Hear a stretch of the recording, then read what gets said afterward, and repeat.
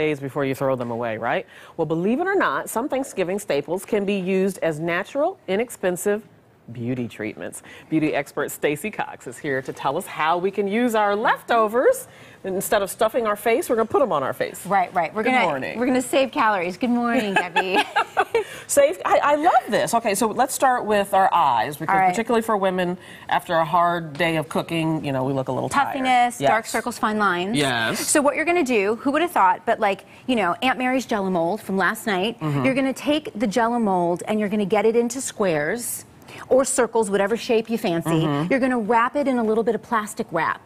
Put it in the freezer for 30 minutes. You want to get it cold and frozen. And then you're going to take your favorite eye cream. You're going to apply the eye cream around the orbitals of your eyes and take your now newly made eye pads and place them over your eyes for 5 to 10 minutes. Okay. And really, it's just the cold that's doing the cold. It's the work. The technical term is called vasoconstriction. And you can do this, just think, you could do this with like your babies, clean them first, but your teething rings, cold spoons, anything cold is going to help reduce puffiness and darkness. All right, and no offense to Aunt Mary, but this is a better use of the Jell-O mold, I have to say. It. Okay, moving on to pumpkins. Of course, that's a staple at Thanksgiving. And it's a staple in a lot of day spa facials. And the facials with the pumpkin ingredient in it are great because it exfoliates dead skin off your face and it gives you a glow. So what do we have in here? So you take a little bit of your pumpkin, your leftover pumpkin pie, your puree. You mix in a little bit of honey because that adds moisture to dry skin. You can mix in a little bit of milk, like soy milk or regular milk, because the lactic acid, again, gently exfoliates the dead skin off your face.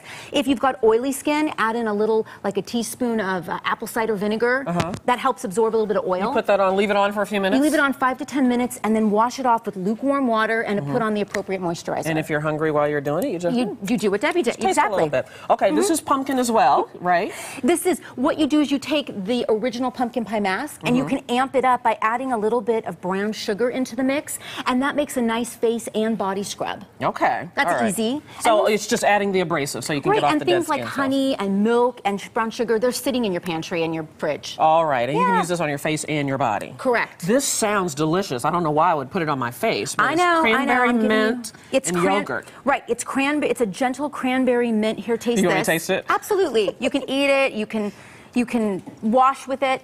But it needs some sugar. Yeah.